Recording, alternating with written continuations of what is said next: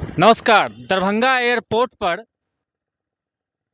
मैं बिहार के सभी नेताओं से कहना चाहूँगा, हाथ जोड़कर कहना चाहूँगा कि दरभंगा एयरपोर्ट पर अब राजनीति बंद करें। कल बिहार सरकार ने यह घोषणा किया है कि 300 करोड़ से ऊपर रुपया हम देंगे दरभंगा एयरपोर्ट के विकास के लिए। मैं बिहार सरकार से यह सवाल पूछना चाहता हूँ कि दरभंगा में कोई भी परियोजना होता है, चुनाव से पहले सिर्फ क्यों घोषणा किया जाता है? आप सभी को बता दूं कि कुशेश्वर स्थान में 30 अक्टूबर को चुनाव होने वाला है और बिहार सरकार ने एक बार फिर चुनाव जीतने के लिए यह घोषणा किया है।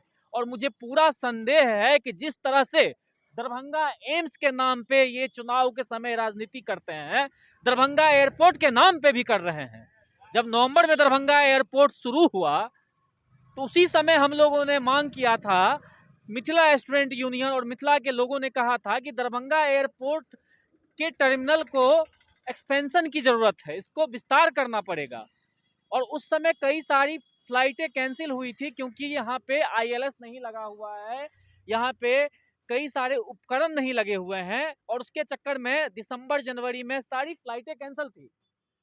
बिहार सरकार ने इसके बाद कार्रवाई भी की, जिला प्रशासन ने खासकर इस पर कार्रवाई की और 78 एकड़ बिहार सरकार को 3 महीने के अंदर यह रिपोर्ट भेजा कि 78 एकड़ जमीन की जरूरत है दरभंगा एयरपोर्ट को विस्तारित करने के लिए। लेकिन बिहार सरकार ने लगभग 9 महीने उस फाइल को दबा कर रखा। 9 महीने तक बिहार सरकार ने उस फाइल पे कोई काम नहीं किया और आज जब कुशेश्वर स्थान में चुनाव होने वाला है तो चुनाव से ऐन वक्त पहले, चुनाव से 20 दिन पहले बिहार सरकार कैबिनेट में यह प्रस्ताव पास करती है कि हाँ, दरभंगा एयरपोर्ट का एक्सटेंशन होगा, विस्तार किया जाएगा इसको और हम ये पैसा रिलीज कर रहे हैं। मुझे बिहार सरकार की नीयत पे संदेह है और मैं मिथिला के लोगों से कहना चाहूंगा कि इस झूठी सरकार पे विश्वास नहीं करें। 6 साल तक इन्होंने एम्स के नाम पे हमें उल्लू बनाया है और मिथिला के नेताओं से मैं कहना चाहूंगा कि एयरपोर्ट मिथिला की मांग थी, मिथिला के लोगों ने मांगा, हम लोगों ने मांगा।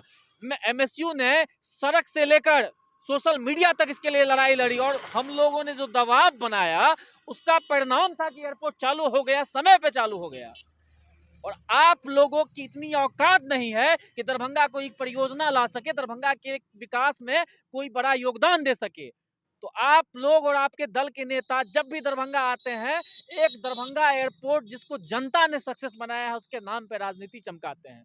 कोई भी नेता आता है Darbhanga airport, Darbhanga airport, Darbhanga airport, Darbhanga airport कहकर, बयान देकर अपनी राजनीति चमकाकर चला जाता है। मैं दरभंगा, मधुबनी और मिथिला के सभी नेताओं से पूछना चाहूंगा कि आपको मालूम है दरभंगा में जल जमाव सबसे बड़ा समस्या है।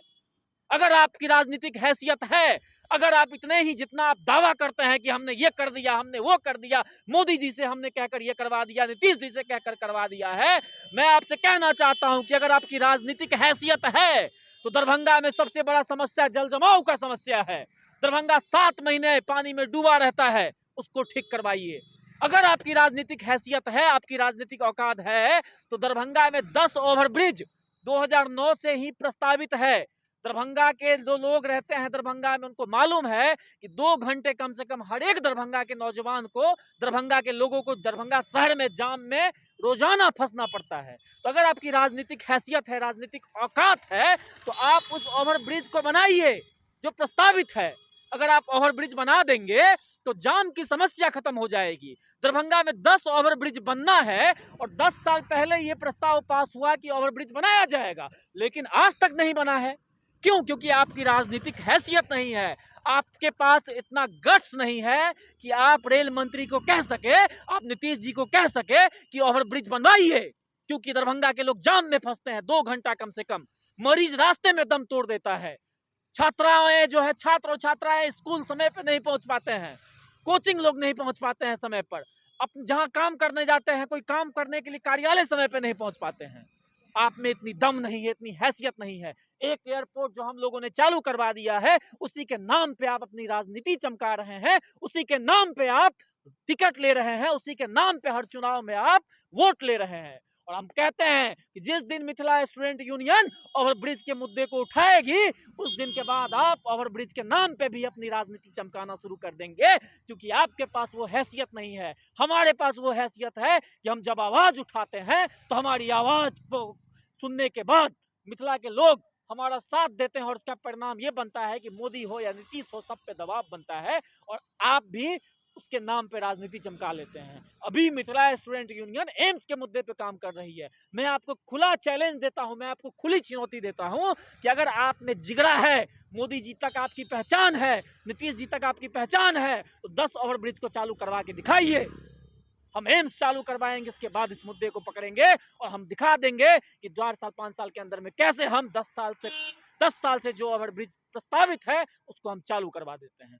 हाथ जोड़कर निवेदन है कि आप राजनीति मत कीजिए दरभंगा एयरपोर्ट के नाम पे। ये एयरपोर्ट सक्सेस हो चुका है और अब ये चलेगा ही।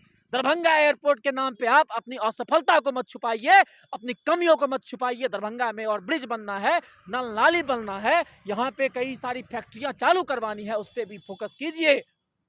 मोदी जी के नाम पे भौं भौं करने से अब आपका फायदा नहीं होने वाला है, आपकी चाल सारी जनता जानती है।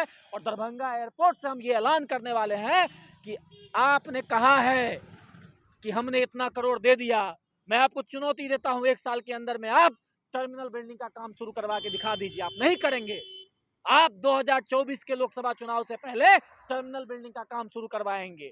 25 में जो है आप आधा अधूरा टर्मिनल बिल्डिंग का उद्घाटन करके वोट लेंगे, आप नहीं करेंगे। और मैं चुनौती देता हूं कि अगर आप सच्चे हैं, आप ईमानदार हैं, 2024 से पहले आप काम शुरू करके दिखाइए। जय मिथिला।